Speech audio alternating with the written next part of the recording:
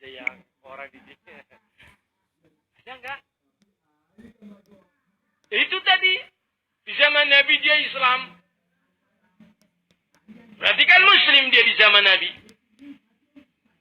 Sahabat atau bukan? Sahabat. Di zaman Abu Bakar Siddiq dia keluar dari Islam. Berarti sahabat yang murtad. Apakah disematkan padanya kalimat sahabat setelah dia murtad? Tidak. Karena definisi sahabat adalah seorang yang bertemu dengan Nabi, yaltaqiya bin Nabi. Sebagian ulama menyebutkan bertemu dengan Nabi dan beriman kepada Nabi, wa mata 'alal iman, dan mati di atas iman. Sehingga mereka-mereka yang berjumpa dengan Nabi, kemudian di zaman Nabi hidup mereka mengatakan syahadatain, masuk Islam. Sepeninggal Nabi kemudian mereka keluar dari Islam dan mati di atas selain Islam, maka mereka tidak masuk pada definisi sahabat. Sehingga tidak ada kalimat sahabat murtad. Karena yang murtad itu bukan sahabat. Bisa dipahami hadirin? Ini jawabannya. Mereka-mereka yang dulu dikenal sebagai syekh salafi, kemudian dia menyimpang. Dulu era 90-an ada orang yang tinggi besar, Ali Hasan Al-Hamid Al-Halabi, yang sekarang juga masih tinggi besar, Pak. Tidak kemudian jadi gembos atau kembas dari kecil, bukan. Hadirin kami muliakan, orang ini dulu datang ke negeri kita di zaman itu mendakwahkan sunnah. Dia memiliki satu kitab usulil al-bidah. Satu kitab itu dulu tahun berapa dia datang ke pondok di Jogja dulu, di Degolan dulu Pak, dulu dia. Nah, sedikit pun boten Pak. Itu dulu. Saya di pondok itu waktu itu bersama yang lainnya.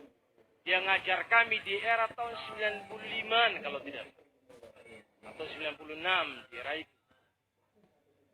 Belum ditahdir orang ini.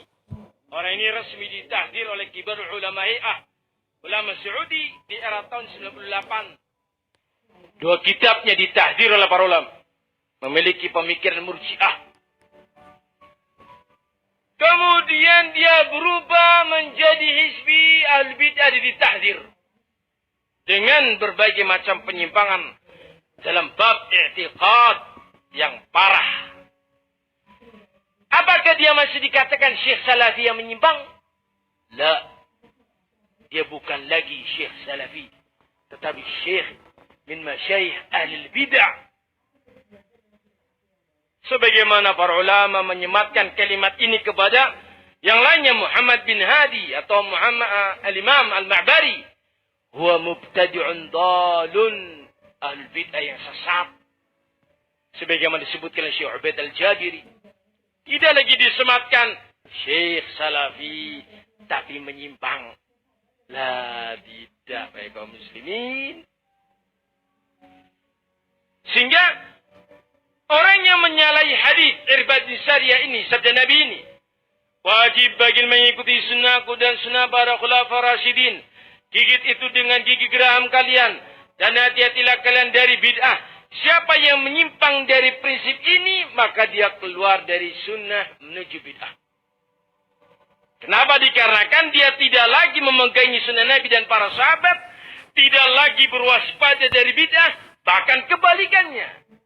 Dia melakukan yang bid'ah dan mewaspadai yang sunnah. Jadilah dia ahlul bid'ah, dia tidak di atas bimbingan Nabi. Dia berarti bukan ahlul haq. Dia ahlul batil. Bisa dipahami hadirin? Qala syekh, kita lanjutkan ucapannya. Hadha huwa alladhi ya'simu minal bid'ah. Inilah dia yang melindungi seseorang dari bid'ah-bid'ah.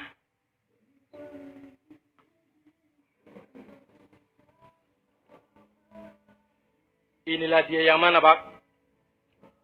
Inilah dia yang mana? Dua tadi. Yang pertama, doa ilallah. Jangan lupa itu, Pak.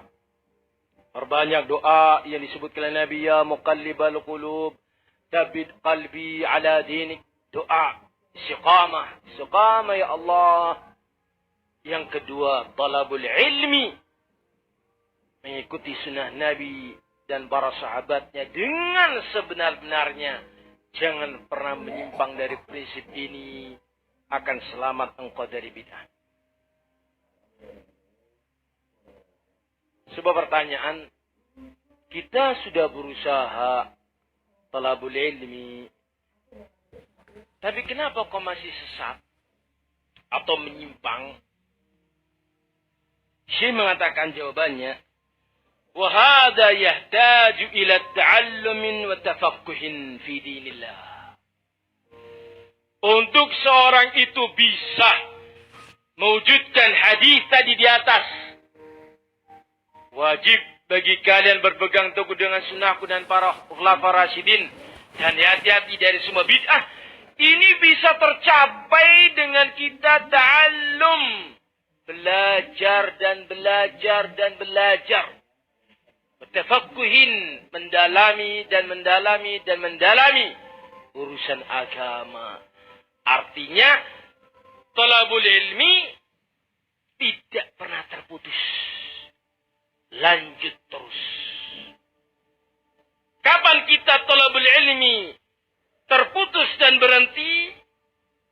Di saat itulah syaitan akan mudah memasukkanmu atau mudah memasukkan kepadamu syubhat satu demi satu. Mungkin pernah ada contoh di daerah antum. Fulan sekarang ini membela-bela Muhammad bin Hadi. Coba lihat. Faktor utamanya karena dia jarang taklim.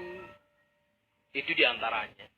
Karuan bayang, orang tahu keton ngaji ya sesat. Kenapa? Karena dia itu membuka pintu celah untuk syaitan merangkak masuk ke hati dia, memberikan informasi-informasi yang dia tidak bisa menyaringnya dikarenakan tidak datang ke talabul ilmi. Apa yang akan bisa menghadang syubhat itu? Dia jahil dengan informasi itu. Kata kaum muslimin. Hati-hati. Dunia sekarang ini ada dalam genggamanmu. Apa ya? Kalimat ini sering diucapkan. Maksudnya apa, Pak? Dengan HP itu. Beberapa waktu yang lalu kita terkaget-kaget. Orang yang kita tidak sangka-sangka. Saya pikir aman-aman saja orang ini. Masih beberapa bulan yang lalu, belum lama. Duduk dengan kita, masih bercengkrama, masih khair.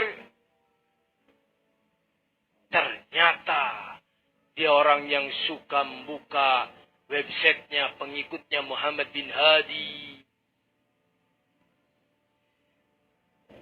Dia tatabbur,